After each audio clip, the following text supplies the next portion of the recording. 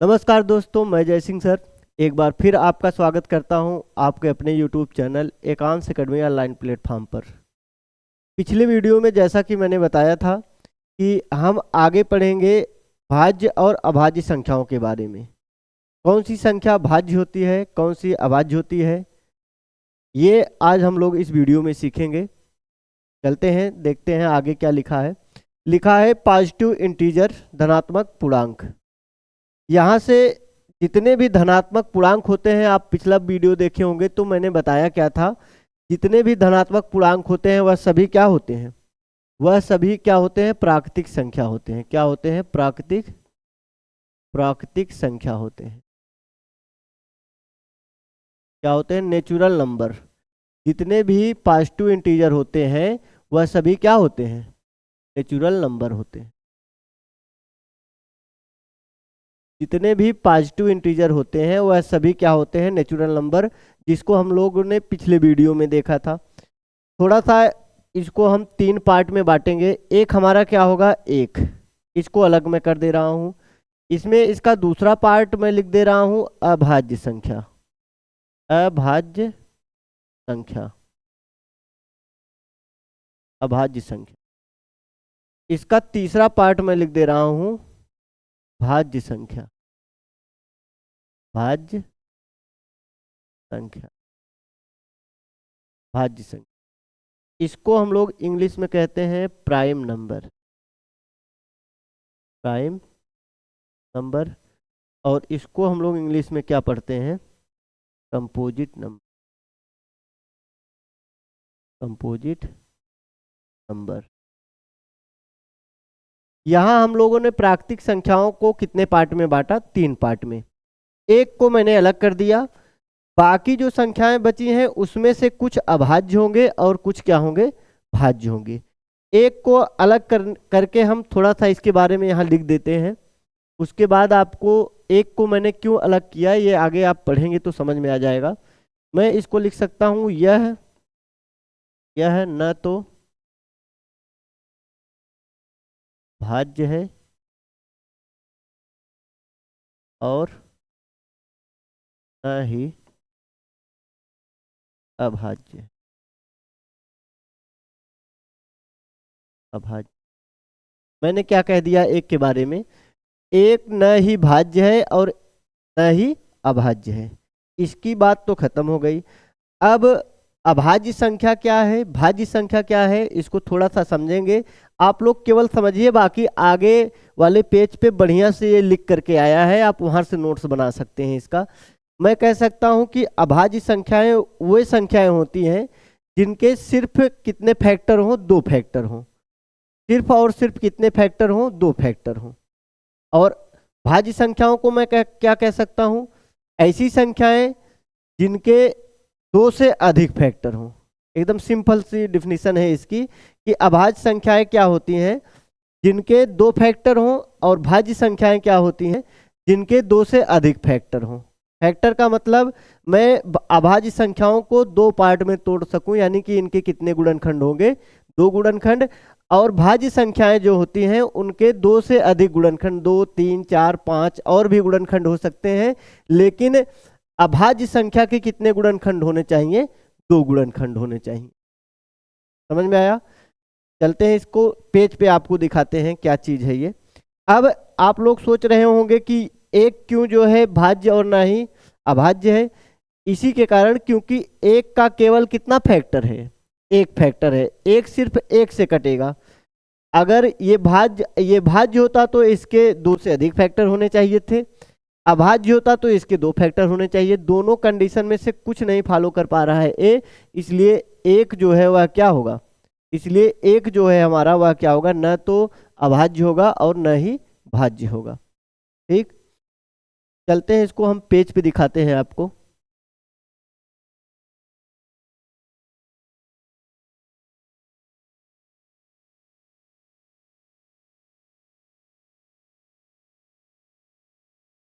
हमारा पहला पेज ये है, देखिए। इसके बारे में हम लोग पढ़ भी चुके हैं। थोड़ा सा इसको जल्दी जल्दी से हम बता करके फिर से आगे चलेंगे। इंटीजर, इंटीजर जीरो से लेकर के कहाँ तक? प्लस इनफाइनाइट तक। और जीरो से लेकर कहाँ तक लिखा जाता है? माइनस इनफाइनाइट तक। इसमें कुछ क्या आते हैं सम पूर्णांक और कुछ क्या आते हैं विषम पूर्णांक, कुछ इवन इंटीजर आते हैं और कुछ क्या होते हैं ऑड इंटीजर। इसको हमने पिछले वीडियो में देखा था। अब यहाँ पे सम क्या है हमारा, सम क्या है, संख्या जो 2 से विभाज्य है वह सभी क्या होंगे सम होंगे, वह संख्या जो 2 से विभाज्य नहीं है वह सब क्या होंगे विषम पूर्णांक होंगे। और मैंने बताया था कि 0 इज एन इवन इंटीजर, शून्य एक क्या है सम पूर्णांक है। ये इन सभी के बारे में हमने पिछले वीडियो में देखा था। तो थोड़ा सा पहला पेज हमारा यही था, थोड़ा रिवीजन हो गया आपका। आगे देखते हैं क्या है, जो चीज़ें अभी हमने बताया उसको बढ़िया से लिख करके आपके सामने लेके आया हूँ। लिखा क्या है, पॉजिटिव इंटीजर धनात्मक पूर्णांक। ये कितने पार्ट में बटा है, 2 पार्ट में। मैंने 3 पार्ट में बांटा था, लेकिन यहाँ कितने पार्ट में मैं दिखा रहा हूँ, 2 पार्ट में। एक क्या होगा प्राइम नंबर, दूसरा क्या होगा कंपोजिट नंबर। इसमें प्राइम नंबर को हिंदी में हम क्या कहेंगे अभाज्य संख्या, कंपोजिट नंबर को हिंदी में क्या कहेंगे भाज्य संख्या। क्या होता है थोड़ा सा ये समझ लेते हैं हम लोग। लिखा है केवल 2 गुणनखंड वाली संख्या, केवल 2 गुणनखंड वाली संख्या। अभाज्य संख्या क्या होती है, केवल 2 गुणनखंड वाली संख्या, यानी कि जितने भी अभाज्य संख्या होंगे उनके कितने गुणनखंड होंगे, केवल 2 गुणनखंड। जैसे मैं कह दूं 5 मेरा अभाज्य है कि नहीं, कैसे हम लोग इसको समझेंगे। 5 किसी के पहाड़े में आता है, 1 और 5 के अलावा किसी के पहाड़े में आता है नहीं आता है, तो इसको हम लिख सकते हैं 5 गुणे में कितना 1। इसके कितने गुणनखंड दिख रहे हैं आपको, केवल 2 गुणनखंड। क्या 5 और किसी के पहाड़े में आएगा, नहीं आएगा। तो हम ये कह सकते हैं कि जितनी भी अभाज्य संख्याएं हैं उनके कितने गुणनखंड होते हैं, केवल 2 गुणनखंड होते हैं। और भाज्य में क्या होता है, 2 से अधिक गुणनखंड वाली संख्या। भाज्य संख्याएं क्या होती हैं, जिनके 2 से अधिक गुणनखंड हो जाए, 3 हो जाए, 4 हो जाए, 5 हो जाए, ये सभी क्या हो जाएंगी भाज्य संख्याएं, यानी कि कंपोजिट नंबर। जैसे 4 के कितने गुणनखंड हो सकते हैं, 4 1 से भी कटेगा, 4 2 से भी कटेगा, 4 4 से भी कटेगा। यहाँ पे कितने गुणनखंड मिल गए इसके, 3 गुणनखंड मिल गए। ऐसे ही 6 को अगर मैं देखूं, 6 किससे किससे कट जाएगा, 6 हमारा 1 से कट जाएगा, 2 से कट जाएगा, 3 से कट जाएगा और किससे कट जाएगा 6 से कट जाएगा। इसके 4 गुणनखंड मिल गए। तो मैं यहाँ कह सकता हूँ अभाज्य क्या है, जिसके 2 गुणनखंड हो, भाज्य क्या है, जिसके 2 से अधिक गुणनखंड हो। एकदम सिंपल डिफिनीशन है इसकी। और थोड़ा सा इसके बारे में हम लोग समझेंगे आगे। यहाँ लिखा है एक is neither prime nor composite number. यहाँ कह रहे हैं एक न तो अभाज्य संख्या है और न ही भाज्य संख्या है। मैंने अभी बताया कि एक क्यों न तो भाज्य है और न ही अभाज्य, क्यों, क्योंकि एक के सिर्फ एक फैक्टर है, वह क्या है एक। अगर एक के 2 फैक्टर होते तो हम इसको अभाज्य में रख देते, या एक के 2 से अधिक फैक्टर होते तो हम उसको क्या कह सकते थे भाज्य संख्या। जब दोनों कंडीशन को नहीं फॉलो कर पा रहा है तो इस वजह से इसको हम लोग न तो भाज्य कहेंगे और न ही क्या कहेंगे अभाज्य कहेंगे। आगे आपका क्या लिखा है, स्मॉलेस्ट प्राइम नंबर इज 2। सबसे छोटी प्राइम संख्या क्या कह रहा है, ये सबसे छोटी प्राइम नंबर क्या है हमारा 2। यहाँ पे ये कह रहा है कि सबसे छोटी प्राइम नंबर हमारा क्या है, सबसे छोटी प्राइम नंबर हमारा क्या है 2 है। और एक लाइन लिखा है इवन प्राइम नंबर इज 2। यहाँ पे कह रहा है कि सम इवन प्राइम नंबर इज 2, सम अभाज्य संख्या क्या है 2 है, यानी कि 2 के अलावा और कोई सम अभाज्य संख्या नहीं है। 2 के अलावा और कोई सम अभाज्य संख्या नहीं है, यानी कि मैं ये कह सकता हूं कि 2 को छोड़ करके बाकी जितनी भी अभाज्य संख्याएं हैं सब क्या होंगी, वह क्या होंगी विषम होंगी। केवल 2 ही एक ऐसा अभाज्य नंबर है जिसको हम लोग क्या कह सकते हैं सम संख्या कह सकते हैं, सम, या इसको एक नाम से और जानते हैं सम अभाज्य संख्या। ठीक, यहाँ पे लिखा है एक लाइन आपका कह रहा है कि 1 से लेकर 50 तक कुल कितने प्राइम नंबर होते हैं, 15 प्राइम नंबर होते हैं। ये याद करने वाली चीज है, 1 से लेकर के 50 तक कुल कितनी अभाज्य संख्याएं मिलेंगी, हमें 15 मिलेंगी। और लिखा है 50 से लेकर 100 तक कुल कितने प्राइम नंबर हैं हमारे पास, 10। यहाँ मैं ये कह सकता हूँ कि 1 से लेकर के 50 तक कुल 15 अभाज्य संख्याएं हैं, और 50 से लेकर के 100 तक कुल कितने अभाज्य संख्याएं हैं? 10। तो मैं ये एक और कह सकता हूँ, एक लाइन यहाँ से, 1 से लेकर के 100 तक कुल कितने हो जाएंगे? 15 आपका ऊपर था, 10 नीचे, और 1 से लेकर 100 तक अगर मैं देखूंगा तो कुल कितने अभाज्य संख्याएं हो जाएंगी? 25 अभाज्य संख्याएं हो जाएंगी। ठीक, ये सब चीजें याद करने वाली चीजें हैं, ये सब चीजें आपको याद रहनी चाहिए, तभी आगे आप क्वेश्चन में आगे आपका इससे बनने वाले जो भी क्वेश्चन आएंगे, जब ये चीजें याद रहेंगी, हो सकता है आपसे यही पूछ लें कि 10 से लेकर 15 तक कुल कितनी अभाज्य संख्याएं हैं, 20 से लेकर 25 तक कुल कितनी अभाज्य संख्याएं हैं। ये सब ऐसे सवाल बन सकते हैं। इसमें चलते हैं हम लोग अपने अगले पेज पर, देखते हैं आगे क्या है हमारा। बहुत ही जल्द इसमें क्वेश्चन आएगा। ये देखिए बहुत ही इंपॉर्टेंट चीज है, ये बहुत ही इंपॉर्टेंट चीज है आपके बीच में। देखिए कह रहा है कि प्रॉपर्टीज ऑफ प्राइम नंबर्स, अभाज्य संख्याओं की कुछ प्रॉपर्टी नीचे दिखा रहा है। कह रहा है कि to check if n is prime number, list all prime factors less than or equal to square root of n। इसके कहने का मतलब ये है कि हम किसी नंबर को पता करना चाह रहे हैं कि ये प्राइम नंबर है कि नहीं, तो सबसे पहले हम लोग उसको क्या करेंगे? उसका स्क्वायर रूट निकालेंगे, उसके स्क्वायर रूट के आसपास जाएंगे, और उससे छोटे, उसके स्क्वायर रूट से छोटे जितने अभाज्य संख्याएं हैं उनसे हम लोग बाकी संख्याओं को कट करके देखेंगे। अगर कट हो जा रहा है तो समझ लो वह अभाज्य संख्या, अगर नहीं कट रहा है तो वह संख्या क्या हो जाएगी? अभाज्य संख्या हो जाएगी। जैसे मैं बात करूं 31 की, 31 की बात करूं, अगर ये तो मान लीजिए रटने वाली चीज थी, सिंपल था, ये तो देख रहे हैं, मैं छोटा एग्जाम्पल इसमें आपको दिखा रहा हूं। ये अभाज्य है कि नहीं, तो क्या करेंगे हम लोग? इसको कहेंगे ये किसके रूट के पास है। अगर मैं 31 का स्क्वायर रूट निकालूंगा तो लगभग में इसका मान कितने के आसपास आएगा? एग्जैक्ट वैल्यू बताना है। ये किसके स्क्वायर के आसपास है? 5 का 25, 6 का 36 हो जाएगा। तो मैं क्या लिखूंगा यहाँ? 5 के स्क्वायर रूट के आसपास होगा। 36 तो ज़्यादा हो जाएगा, तो हटाते हैं। कितने के स्क्वायर रूट के आसपास है ये? 5 के स्क्वायर रूट के आसपास है। तो अब यहाँ मैं कह सकता हूँ कि 5 से छोटी, 5 या 5 से छोटी जितने भी अभाज्य संख्याएं हैं, अगर इसको काट दिए तो ये अभाज्य संख्या नहीं होगी, अगर नहीं काट पाए तो ये क्या हो जाएगी? अभाज्य। अच्छा बताइए, 5 से छोटी अभाज्य संख्या 5 आएगी, 5 ले लेते हैं, 5 आ जाएगी, 3 आएगी, और क्या आ जाएगी? 2 आ जाएगी। अच्छा आप बताइए, इन तीनों में से क्या 31 किसी से डिवाइड होगा? इन तीनों में से क्या 31 किसी से डिवाइड होगा?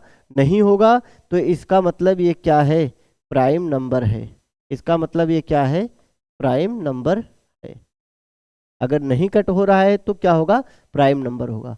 मेरी बात को एक बार फिर से समझिए। किसी संख्या को अगर पता करना हो ये अभाज्य है कि नहीं है, तो सबसे पहले उस संख्या का स्क्वायर रूट निकालेंगे लगभग में, और स्क्वायर रूट से छोटे जितने भी अभाज्य संख्याएं हैं उससे हम लोग उस संख्या को काट के चेक करेंगे।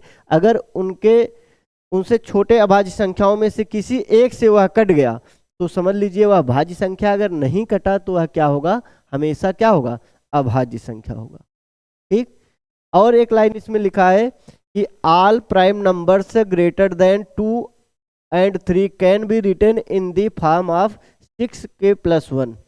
6k+1, ये बहुत अच्छी लाइन है। कह रहा है कि जितने भी प्राइम नंबर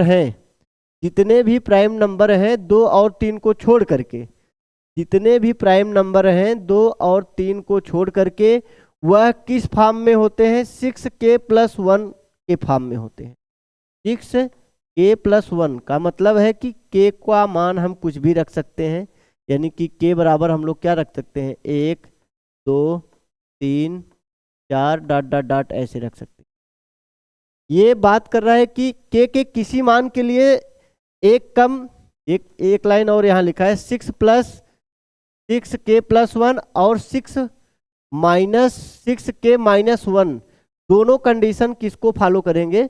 दोनों कंडीशन प्राइम नंबर को फॉलो करेंगे। इसको थोड़ा सा हम समझेंगे। ये कहना चाह रहा है कि जितने भी अभाज्य संख्याएं हैं वह किस फॉर्म में होंगी? 6k+1 या तो 6k माइनस 1 के फॉर्म में होंगी। यहाँ के किसी मान के लिए सभी संख्याएं प्राइम नंबर नहीं होंगी। उसके कहने का मतलब है कि जितने भी प्राइम नंबर होंगे इस फॉर्म में होंगे।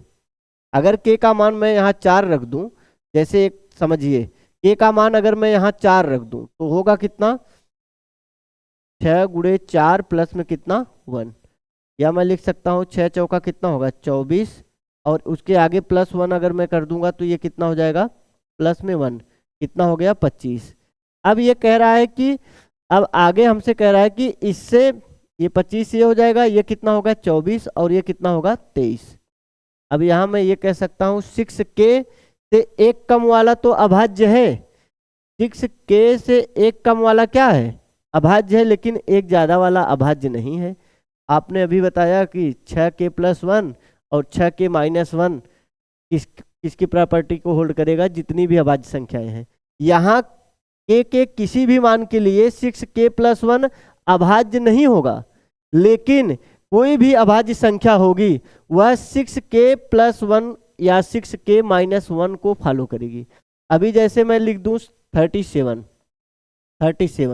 तो ये किसको फॉलो कर रहा है 6k प्लस कितना 1, तो k का मान यहाँ मैं कितना रखा हूँ 6, या मैं लिख सकता हूँ 6 गुणे 6 प्लस में कितना 1 बराबर कितना आ गया 37, कितना आ गया 37। ऐसे ही कोई और एक नंबर लेके देखते हैं, k का कोई और मान लेके देखते हैं हम लोग। जैसे 6k कोई भी प्राइम नंबर आप बताइए, जैसे मैं 31 को ही ले रहा हूँ, इसमें भी 6k प्लस यूज होगा। यहाँ लिखेंगे कितना 6k माइनस 1 या प्लस 1 मैं कर सकता हूँ। यहाँ से k की वैल्यू कितनी होगी, k की वैल्यू क्या होगी 5 रख दे रहा हूँ मैं, तो 6 गुणे में कितना 5 प्लस में कितना 1, 6 पंचे 30, एक कितना हो जाएगा 31।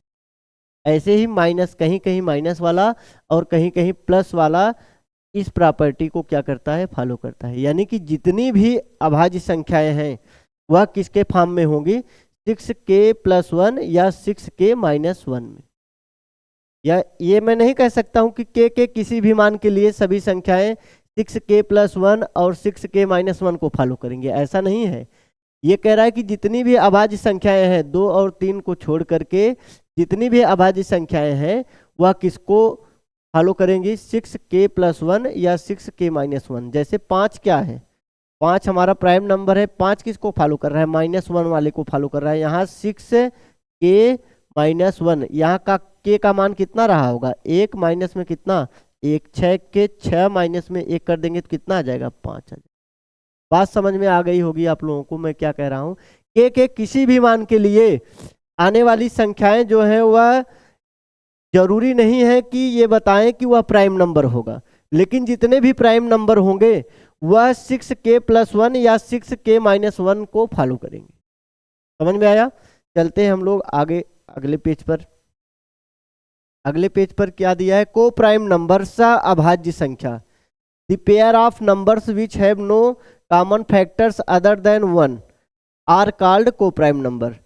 उन संख्याओं की जोड़ी जिनमें एक के अलावा कोई भी सामान्य गुणनफल नहीं है सह अभाज्य संख्या कहलाता है। यानी कि मैं ये कह सकता हूँ कि संख्याओं का ऐसा जोड़ा जिसमें एक के अतिरिक्त कोई अन्य संख्या कॉमन ना हो।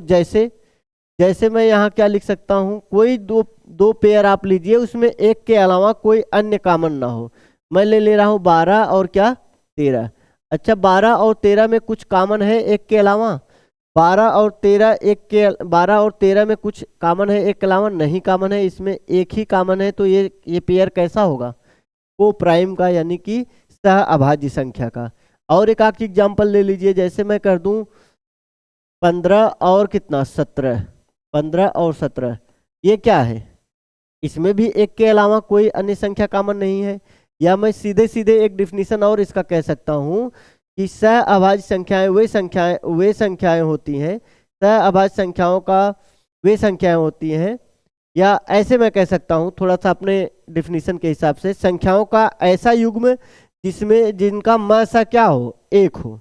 संख्याओं का ऐसा युग्म जिनका मसा क्या हो एक हो, वह हमेशा क्या होंगे सह अभाज्य संख्या होंगी। अगर इन दोनों का मसा निकालने की मैं बात करूं इन दोनों की मस अगर निकालने की बात करूंगा तो मस कितना आएगा, इसका 1 आएगा, यानी कि यह क्या है, सह अभाज्य पेयर है। और नीचे क्या आपका लिखा है, नीचे क्या लिखा है आपका, थोड़ा सा इसको समझेंगे। कह रहा है कि twins prime number set of 2 prime numbers having difference of 2। कह रहा है कि जुड़वा अभाज्य संख्या क्या है, उसको समझेंगे। दो अभाज्य संख्या का समुच्चय जिनमें 2 का अंतर हो। ये कह रहा है कि ऐसी अभाज्य संख्याओं का युग्म जिसमें सिर्फ 2 का अंतर हो वह क्या हो जाएंगी, जुड़वा अभाज्य संख्या। जैसे एग्जाम्पल के तौर पे मैं क्या ले सकता हूँ, 3 और कितना, 3 और 5, 3 और 5 का पेयर ले रहा हूं तो ये दोनों क्या है, दोनों अभाज्य संख्या है, लेकिन इनके बीच का अंतर भी कितना होना चाहिए, 2। और जो इनके बीच में है तो ये क्या होंगे, जुड़वा अभाज्य संख्या होंगे। और क्या मैं ले सकता हूँ, 5 और कितना, 7, 5 और 7 दोनों क्या है, 5 और 7 दोनों क्या है, अभाज्य है, और इनके बीच का अंतर भी कितना है, 2। तो इनको हम लोग क्या कह सकते हैं, जुड़वा अभाज्य संख्या। और आप बताइए हमें क्या 11 13 है, 11 और 13 ये भी जुड़वा अभाज्य संख्या है, दोनों अभाज्य हैं और इनके बीच का अंतर कितना है, 2 है। ऐसे मैं कह सकता हूं कि 1 से लेकर 1 से 100 तक कुल 8 जुड़वा अभाज्य संख्या का युग्म है, अभाज्य संख्या का युग्म। 1 से लेकर 100 तक कुल 8 जुड़वा अभाज्य संख्या का युग्म है। इसको आप लोग देखेंगे, ऐसा पेयर लेंगे जो दोनों अभाज्य हो और उनके बीच का अंतर भी कितना होना चाहिए, 2 का होना चाहिए। ऐसे पेयर क्या कहलाते हैं, जुड़वा अभाज्य संख्या कहलाते। इतना समझ में आया होगा। आगे चलेंगे अब धीरे धीरे हम लोग क्वेश्चन की तरफ। इससे बनने वाले क्वेश्चन कैसे होते हैं आगे आपको मिलेगा। अभी थोड़ा सा और देख लेते हैं, कुछ है इसमें। अगले पेज पे चलते हैं। सवाल आपका आ गया है, देखिए कह रहा है कि यक्स का मान जिसके लिए यक्स प्लस 1 और यक्स प्लस 3 सभी क्या है, अभाज्य संख्या है। यक्स का मान जिसके लिए यक्स प्लस 1 और यक्स प्लस 3 सभी क्या है, अभाज्य संख्या है। अच्छा आप बताइए 2 और 3 को छोड़ करके, 2 और 3 को छोड़ करके कभी भी लगातार अभाज्य संख्या आएगी क्या, कभी भी अभाज्य संख्या लगातार आएंगी क्या, नहीं। 2 और 3 को छोड़ करके कभी भी कोई भी अभाज्य संख्या लगातार नहीं आती। तो इसका मतलब मैं ये कह सकता हूँ ये दोनों क्या हैं, लगातार हैं। तो यहाँ पे 2 होगा, यहाँ पे कितना होगा, 3 होगा। अब यहाँ से आप सीधे क्लियर कर सकते हैं कि यक्स का मान कितना रखा जाएगा, यक्स का मान कितना रखा जाएगा, 2। अब यहाँ 2 रखूंगा तो यक्स प्लस 1 कितना हो जाएगा, यक्स बराबर हमारा कितना आ गया, 2। तो यक्स प्लस 1 बराबर कितना हो जाएगा, 3।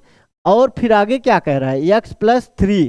तो मैं लिख सकता हूँ 2, यहाँ लिख सकता हूँ 2 प्लस में कितना, 3 बराबर में कितना आ गया, 5।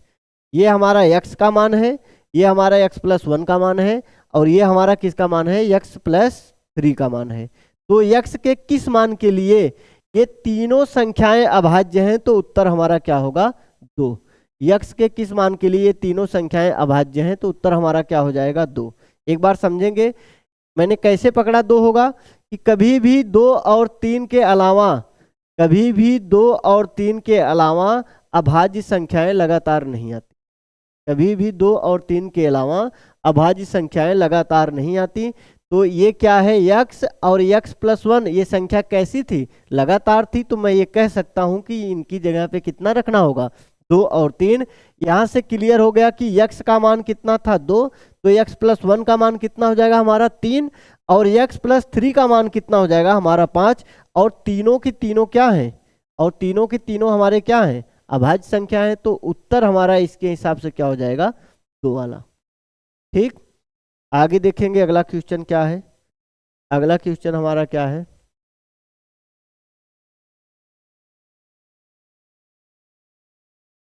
अगला क्वेश्चन हमारा ये है आपके सामने।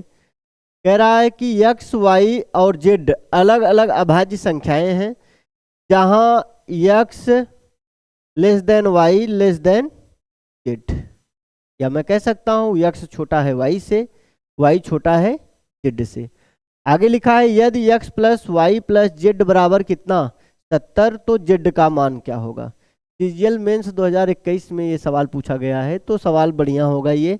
थोड़ा सा आप इसको समझेंगे, क्या मैं कुछ कर सकता हूँ, आपको मैं देता हूँ 20 सेकंड, थोड़ा सा सोचिए क्या इस सवाल को हम कैसे सॉल्व करेंगे, इस सवाल को हम कैसे सॉल्व करेंगे। 20 सेकंड आपके लिए है, उसके बाद मैं तो बता ही रहा हूँ क्या है इस। आप प्रॉपर्टी अच्छे से देखे होंगे तो समझ में आया होगा आपको।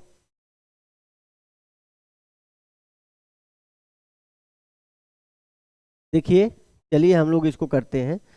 यहाँ पे एक लाइन और हम समझेंगे कि कभी भी तीन अभाज्य संख्याओं का योगफल, कभी भी तीन अभाज्य संख्याओं का योगफल, तीन अभाज्य संख्याओं का योगफल, अभाज्य संख्या का योग, तीन अभाज्य संख्या का योग, का योग सम नहीं होगा। तीन अभाज्य संख्याओं का योग सम होगा, सम होगा, होगा जब दो भी इसमें शामिल होगा, जब दो भी इसमें शामिल होगा, शामिल होगा। यानी कि मैं ये भी कह सकता हूं कि दो को छोड़ करके चाहे जितनी अभाज्य संख्याएं हैं उनमें से तीन को अगर हम जोड़ेंगे तो कभी भी हमारा सम नहीं आएगा। सम आने का कंडीशन तभी बनेगा जब हमारा दो भी उसमें क्या होगा, शामिल होगा। तो मैं ये कह सकता हूं कि एक्स वाई जेड में, एक्स वाई जेड में, X plus Y plus Z में हमारा दो भी क्या है, शामिल है। दो अगर शामिल है और सबसे छोटा होगा, क्यों, क्योंकि x का मान यहाँ से मैं क्या कह सकता हूँ, x बराबर हमारा क्या हो जाएगा, 2। अब यहाँ से मैं कह सकता हूँ कि y प्लस जेड बराबर में कितना, 70। तो y प्लस जेड बराबर हमारा क्या होगा, तो उधर जाके क्या हो जाएगा, माइनस कितना बचेगा, 68। तो मैं अब ये दोनों क्या होंगे, अभाज्य होंगे। तो y प्लस जेड को तोड़िए दो पार्ट में कि अभाज्य जोड़ने पे कितना आना चाहिए, 68 आना चाहिए। तो मैं क्या ले सकता हूँ, उधर से तोड़िए लास्ट से, 11 और कितना, 11 और 57 नहीं होगा, 11 और 57, 57 19 के पहाड़े में आता है, अभाज्य नहीं है। 21 और कितना, अगर इसमें से 21 निकाल दे रहा हूं तो कितना बच रहा है, ये भी नहीं होगा हमारा। ऑप्शन के अकॉर्डिंग से ही समझ लेते हैं। 68 आना चाहिए, दोनों का योगफल कितना आना चाहिए, 68 आना चाहिए। देखिए ये दिख रहा है आपके सामने ही दिख रहा है, 31 और कितना, 37। यहाँ पे मैं ये कह सकता हूँ कि इन दोनों का योगफल कितना आ रहा है, इन दोनों का योगफल कितना आ रहा है, 6 1 7 1 8 3 3 6। तो ये कह सकता हूँ कि इसमें से y वाला मान कितना होगा, y का मान 31 होगा और z का मान कितना हो जाएगा, 37 हो जाएगा। हमसे केवल z का मान पूछा था, तो हम ऑप्शन से ही समझ गए कि वो दो पेयर जो हैं जिनका योगफल 68 होगा वह क्या है, वह हमारा क्या है, y प्लस जेड बराबर 68। तो y का मान कितना ले सकते हैं, 31, और z का मान कितना ले सकते हैं, 37। तो z का ही मान हमसे पूछा था, तो उत्तर हमारा क्या आ जाएगा, उत्तर इसमें हमारा क्या हो जाएगा, 37। और कोई ऐसा अभाज्य संख्या आप लेके देखिए, दो अभाज्य संख्या लेके देखिए, क्या 68 आएगा, नहीं बनेगा। बनेगा तो किस पे बनेगा, 31 और 37 पे ही बनेगा। तो इसमें जो y का मान था वह z के मान से छोटा था, तो 31 को मैंने क्या कर दिया, y है, और 37 को मैंने क्या कर दिया, z है। तो उत्तर हमारा क्या हो जाएगा, 37 हो जाएगा। चलिए बहुत ही अच्छा क्वेश्चन था। आप ये समझेंगे कि तीन अभाज्य संख्याओं का योग सम होगा जब दो भी इसमें क्या होगा, शामिल होगा, जब दो भी इसमें क्या होगा, शामिल होगा। तो इसका मतलब मैं कह सकता हूं कि x plus Y plus Z बराबर 70 दिया है, सम दिया है। तो यहां से दो इसमें क्या है, शामिल है। तो दो को मैंने क्या मान लिया, x, क्योंकि x सबसे छोटा था। अब बचा y प्लस जेड बराबर 70, दो उधर जाके माइनस हो जाएगा, y प्लस जेड बराबर कितना आ जाएगा 68। 68 को दो ऐसे पार्टों में बांटिए, दोनों अभाज्य होने चाहिए, जिसमें से y वाला मान छोटा होगा और z वाला मान क्या होगा, बड़ा होगा। तो मैंने देखा 31 और 37 दोनों अभाज्य है और इनका योगफल कितना आ रहा है 68, तो मैं कह सकता हूं कि z का मान हमारा कितना होगा 37 होगा। उत्तर हमारा क्या हो जाएगा, डी वाला सही हो। आगे देखते हैं अगला क्वेश्चन क्या है। अगला क्वेश्चन कह रहा है, देखिए क्वेश्चन अभी जो बताया मैंने डिफिनीशन उस पे आधार पे है। ये कह रहा है कि निम्नलिखित में से कौन सी संख्या अभाज्य संख्या है। निम्नलिखित में से कौन सी संख्या अभाज्य संख्या है, ये किसके स्क्वायर के आसपास है, ये चीज लिखेंगे। किसके, 324, यानी कि मैं लिख सकता हूं कि 18। 18 के स्क्वायर से ये क्या है, 18 के स्क्वायर से ये क्या है, छोटा है। 18 के स्क्वायर से ये छोटा है। तो 18 से नीचे जितने भी अभाज्य संख्याएं हैं उनसे मैं इसको काट के चेक करूंगा, अगर कट गया तो वह क्या होगा, अभाज्य नहीं होगा, अगर नहीं कटा तो वह क्या होगा, अभाज्य होगा। अब इसको हम लोग देख लेते हैं। 18 से नीचे की संख्या में हम लोग क्या करेंगे, इसको 17 से क्या ये कटेगा, 17 से क्या ये कटेगा, आप लोग काट के बताइए जल्दी। 18 से नीचे कौन सी अभाज्य संख्या होगी, 17। 17 एक के 17 कितना बचा, 15, 17 नौया 153, कट जा रहा है, ये 17 से ही कट गया। ये किसके स्क्वायर के आसपास है, ये किसके स्क्वायर के आसपास है, 513 किसके स्क्वायर के आसपास है, बताइए आप लोग। 513 किसके स्क्वायर के आसपास है, 529 23 का होता है। तो हम ये लिख सकते हैं कि ये 23 के स्क्वायर से क्या है, छोटा है। तो 23 के नीचे जितने भी अभाज्य संख्या हैं उससे हम काट के देखेंगे कि ये क्या कट रहा है, अगर नहीं कट रहा है तो वही हमारा क्या हो जाएगा, अभाज्य हो जाएगा। तो आप बताइए 23 से नीचे क्या क्या आएगा, 23 से नीचे हमारा क्या आ जाएगा, 23 से नीचे हमारा क्या आ जाएगा, 19, 17, उसके बाद हमारा क्या आ जाएगा 13। ऐसे आप लोग चेक करके बताइए क्या ये कट रहा है, आप लोग चेक करके बताइए क्या ये कट रहा है, कौन सा कटेगा।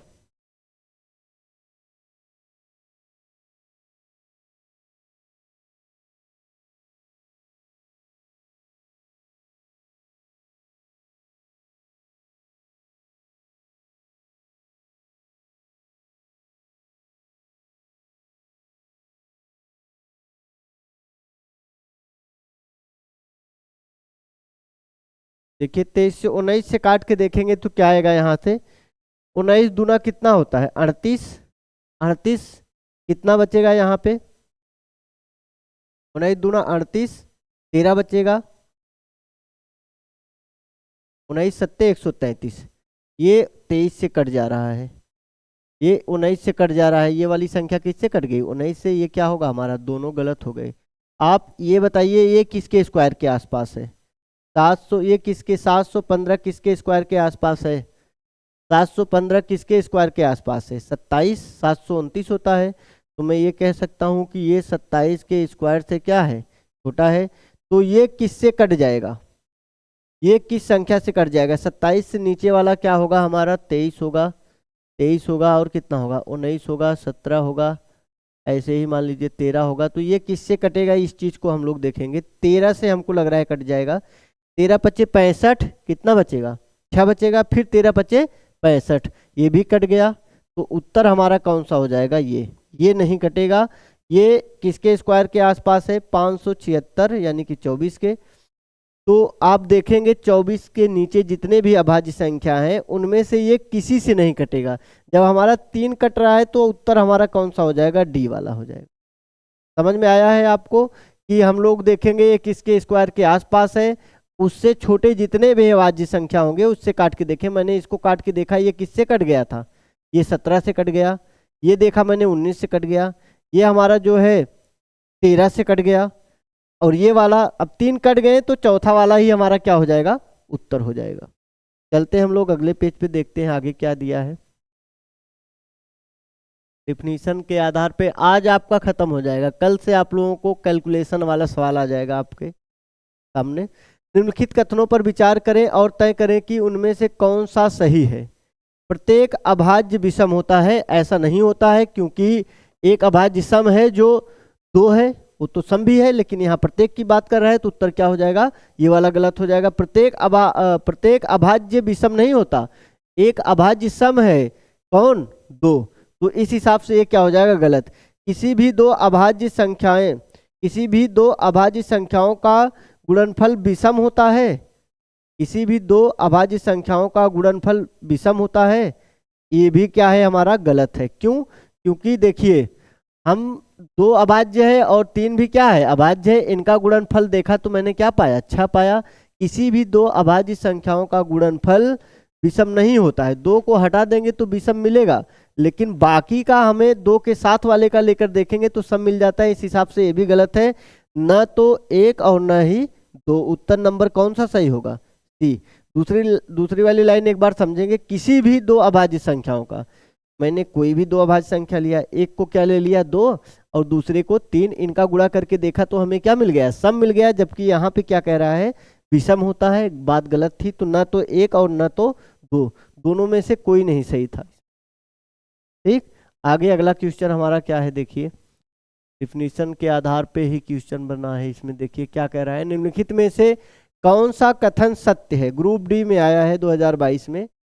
एक अभाज्य संख्या है, अभी आपने पढ़ा, एक क्या है, अभाज्य संख्या नहीं है। संख्या 2 को छोड़कर सभी अभाज्य संख्याएं विषम होती हैं, ये बात अभी सही है। यहाँ पे क्या कह रहा है कि 1 और 20 के बीच क्या 7 अभाज्य संख्याएं आती हैं। हम लिख लेंगे, क्या आएगा, 2 आएगा, 3 आएगा, 5 आएगा, 7 आएगा, 11 आएगा, 13 आएगा, फिर कितना आएगा आपका, 17 आएगा और 19 आएगा। कितना आया, 4 ये, और यहाँ पे कितने की बात कर रहा है, 7 की बात कर रहा है, और कितना रहा है, 8। तो ये स्टेटमेंट आपका क्या हो जाएगा, गलत हो जाएगा। आगे कह रहा है यदि संख्या x अभाज्य है तो x + 1 हमेशा अभाज्य होगा, ऐसा नहीं है। एक कंडीशन पे अभाज्य होता है, जब 2 और 3 एक साथ दिखते हैं, 2 के बाद तुरंत 3 अभाज्य हो जाता है। लेकिन यहाँ शब्द किसका इस्तेमाल किया है, हमेशा का। क्या हमेशा, जैसे मैं कह दूं 5 अभाज्य है, तो क्या 5 से 1 ज़्यादा 6 वाला अभाज्य है, गलत हो जाएगा। अगर 11 अभाज्य है तो क्या 11 से 1 ज़्यादा वाला अभाज्य होगा, नहीं होगा। केवल एक कंडीशन बनता है, कब, 2 के बाद 3 हमारा क्या है, अभाज्य है, बाकी जगह हमेशा नहीं कह सकते। इस हिसाब से हमारा उत्तर ये भी क्या था, गलत था। तो उत्तर इसमें कौन सा सही हो गया था, बी वाला। उत्तर कौन सा सही हो गया था, बी। संख्या 2 को छोड़कर सभी अभाज्य संख्याएं क्या होती हैं, विषम। मैंने बताया कि एक ही सम होता है, वह क्या है, 2। जब इसको छोड़ देंगे तो बाकी सब क्या हो जाएंगे, विषम हो जाएंगे। चलते हैं अगले पेज पे, देखते हैं आगे क्या लिखा है। ये देखिए सवाल बहुत बढ़िया आपके बीच में है, ग्रुप डी 2022 का सवाल ये भी है। कह रहा है कि 3 अलग अलग अभाज्य संख्याओं का योग 40 है, इन अभाज्य संख्याओं का गुणनफल क्या होगा। अभी इसके पहले आपने ऐसा क्वेश्चन पढ़ा, आप लोग को मैं देता हूं 30 सेकंड। 30 सेकंड में आप बताइए कि वो तीनों क्या क्या हैं। एक बार आप ट्राई करिए, मैं तो बताऊंगा ही इस सवाल को। कह रहा है कि 3 अलग अलग अभाज्य संख्याओं का योग 40 है, इन अभाज्य संख्याओं का गुणनफल क्या होगा। इन अभाज्य संख्याओं का गुणनफल क्या होगा, बताइए जल्दी से।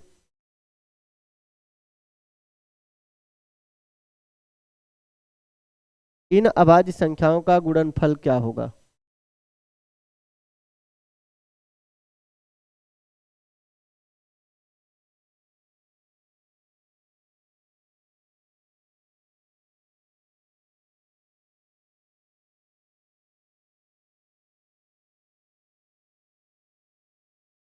इन अभाज्य संख्याओं का गुणनफल क्या होगा, देखते हैं थोड़ा सा। मैंने बताया कि 3 अभाज्य संख्याओं का योगफल तभी सम होगा जब उसमें क्या शामिल होगा, 2। मैं मान ले रहा हूं कि 3 क्या थे, p + q प्लस में कितना, r बराबर में कितना दिया है, 40। तो मैं कह सकता हूं किसी एक को ले लो, मैं p को कितना मान ले रहा हूं, तो इसमें से एक क्या होगा, 2 होगा। तो अब यहाँ में 2 प्लस में कितना, p प्लस में p को तो माना हो q प्लस में कितना आ जाएगा, r बराबर में कितना आ जाएगा, 40।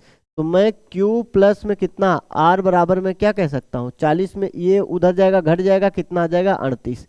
अब इसको दो पार्ट में तोड़िए, दोनों क्या होने चाहिए अभाज्य होने चाहिए। तो आप कह सकते हैं कि ये क्या हो सकता है 7 और ये क्या हो सकता है 31। ये क्या हो सकता है 7 और ये क्या हो सकता है 31।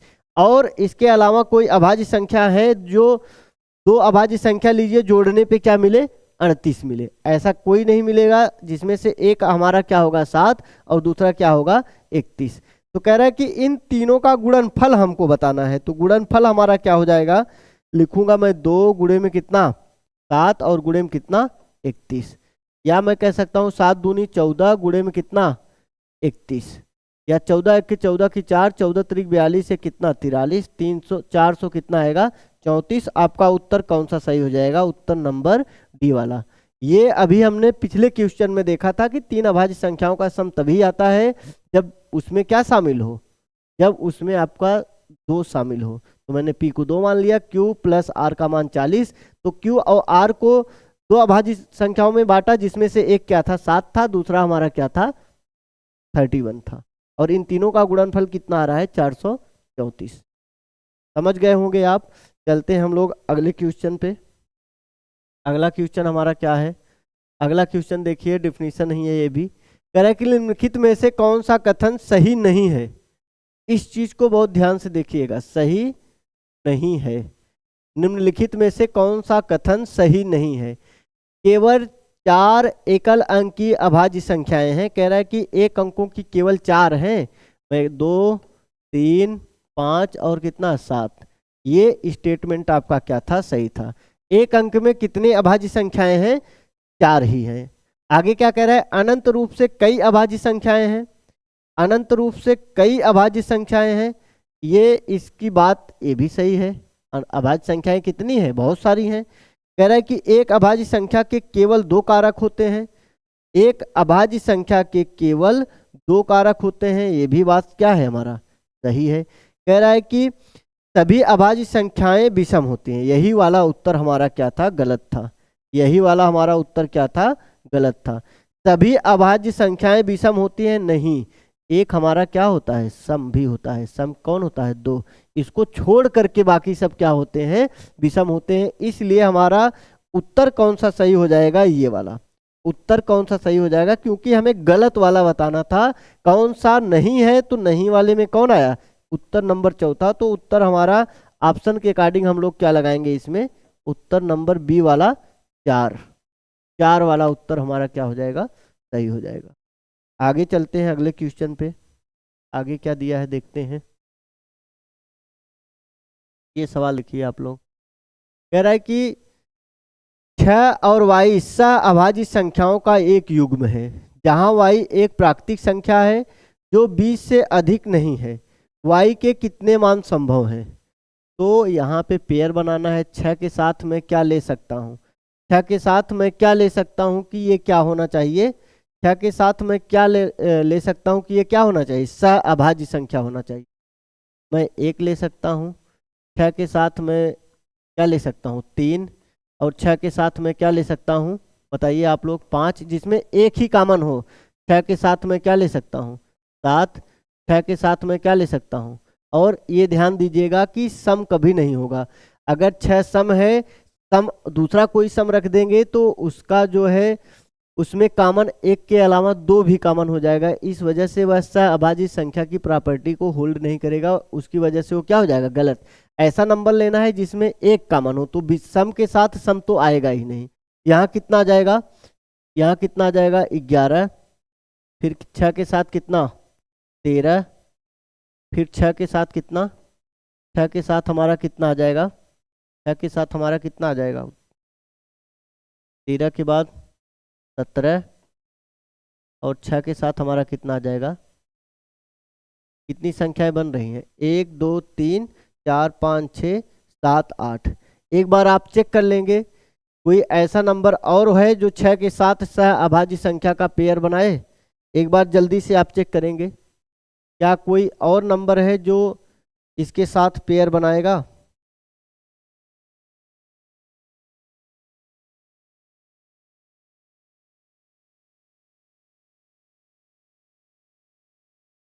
आप लोग बताइए इसमें से। एक तो हमारा ये वाला गलत है, ये देखो एक्स्ट्रा लिखा गया था, क्यों? क्योंकि 6 के साथ अगर मैं 3 को ले लूंगा, 6 के साथ अगर मैं 3 को ले लूंगा तो इसमें 3 कॉमन हो जाएगा। लेकिन सहअभाज्य संख्या कैसी होती है? जिसमें एक के अलावा कोई अन्य संख्या ना कॉमन हो। तो पेयर हमारा कितना बनेगा? 1 2 3 4 5 6 7। उत्तर कौन सा सही हो जाएगा? उत्तर नंबर बी। 6 के साथ हमें y का मान रखना है। y का मान क्या क्या रख सकते हैं? 1 5 7 11 13 17 और 19। कितनी पेयर बन सकती हैं? कितनी y के कितने मान संभव हो सकते हैं? 7 मान संभव हो सकते हैं। चलते हैं अगले क्वेश्चन पे। देखिए कह रहा है कि 50 से कम अभाज्य संख्याओं की कुल संख्या। अभी हमने पढ़ा था कि 1 से लेकर 50 तक कुल कितनी अभाज्य संख्याएं हैं? 15। ये तो एकदम आसान सवाल था। अगला क्वेश्चन हम लोग देखते हैं आगे क्या है हमारा। कह रहा है कि इनमें से कौन सा युग्म सहअभाज्य संख्या है? सहअभाज्य संख्या है। उत्तर हमारा क्या सही हो जाएगा? पहला वाला देखिए 11 और 15 में कोई एक के अतिरिक्त संख्या नहीं कॉमन है। इसमें देखिए 3 कॉमन है, इसमें हमारा 11 कॉमन है और इसमें हमारा क्या है? 6 कॉमन है। 6 7 42, 6 चौका 24। तो इस हिसाब से उत्तर कौन सा सही हो जाएगा? पहला वाला जिसमें दिया था 11 और 15। ये कैसा युग्म है? सहअभाज्य संख्याओं का युग्म है। आगे देखते हैं अगला क्वेश्चन क्या है। आगे हमारा क्वेश्चन क्या है देखिए इधर। ये कह रहा है निम्नलिखित में से कौन सा जोड़ा या युग्म अभाज्य संख्या नहीं है? कौन सा जोड़ा या युग्म अभाज्य संख्या नहीं है? 41 43 ये अभाज्य संख्या है। 191 193 ये अभाज्य संख्या है कि नहीं है? 151 ये भी हमारा क्या है? ये भी हमारा अभाज्य संख्या है। ये देखिए 191 193 किसी के पहाड़े में आता है? 191 और 193 ये किसी के पहाड़े में नहीं आता है। ना 191 किसी के पहाड़े में आता है, ना ही 193 किसी के पहाड़े में आता है। और देखिए 161 3 से भी नहीं कटेगा, 4 से भी नहीं कटेगा, 5 से भी नहीं कटेगा, और हम कह सकते हैं 6 से तो नहीं कटेगा, 6 से नहीं कटेगा, 7 से चेक कर लेते हैं। 7 दूनी 14 7 त्रिक 21, 7 दूनी 14 7 त्रिक 21, यानी कि ये वाला नहीं था। ये युग्म क्या था? हमारा जो था ये युग्म हमारा अभाज्य संख्याओं का नहीं था। क्यों? क्योंकि 161 हमारा किससे कट जा रहा था? 7 से कट जा रहा था। तो उत्तर हमारा कौन सा सही हो जाएगा? तीसरा वाला। देखिए ये दोनों कैसे हैं? अभाज्य संख्या है। 191 और 193 भी किसी संख्या से नहीं कटते हैं, ये भी क्या होगा? अभाज्य। 101 और 103 भी क्या है? अभाज्य है। लेकिन यहाँ पे ये वाली संख्या भाज्य थी। तो उत्तर हमारा कौन सा सही हो जाएगा? ये किससे कट गया आपका? 7 से। 7 दूनी 14 7 त्रिक कितना? 21। चलिए आगे देखते हैं। आगे हमारा क्या है अगला क्वेश्चन। अगला क्वेश्चन हमारा एक अभाज्य संख्या। ये कह रहा है कि एक धनात्मक यह एक अभाज्य संख्या, यानी कि जो एक अभाज्य संख्या है वह क्या कह रहा है कि यह एक धनात्मक पूर्णांक नहीं होता। अभाज्य संख्या धनात्मक पूर्णांक नहीं होता है। इसका कोई भाजक नहीं होता, ये भी गलत लाइन है। ये कह रहा है कि खुद से तथा 1 से विभाजित होता है। खुद से तथा 1 से विभाजित होता है। 2 से अधिक भाजक होते हैं नहीं। उत्तर हमारा कौन सा सही हो जाएगा? 80 वाला। यह धनात्मक पूर्णांक होता है, इसका कोई भाजक नहीं। एक बात गलत थी। 2 से अधिक भाजक तो भाज्य में होते हैं, अभाज्य में क्या होते हैं? खुद से तथा 1 से विभाजित हो जाता है, वही हमारा क्या होता है? अभाज्य संख्या होती है। आगे देखेंगे अगला क्वेश्चन क्या है। ये लास्ट क्वेश्चन था। तो आज हम लोगों ने देखा कि अभाज्य संख्याओं का कैसे क्वेश्चन पेपर में आते हैं। अभाज्य संख्याएं क्या थी, भाज्य संख्याएं क्या थी, इससे बनने वाले क्वेश्चन कैसे पेपर में आपके आ सकते हैं, इसको इस वीडियो में हमने देखा। अब अगले वीडियो में हम लोग देखेंगे संख्याओं से बनने वाले बहुत सारे सवाल ऐसे होते हैं, जैसे पूछ लेता है संख्याओं का योगफल बताइए, सम संख्याओं का योगफल, विषम संख्याओं का योगफल, सम संख्याओं के वर्गों का योगफल, प्राकृतिक संख्याओं के वर्गों का योगफल। इस टाइप के सवाल हम पढ़ेंगे अपने अगले वीडियो में। तब तक के लिए धन्यवाद।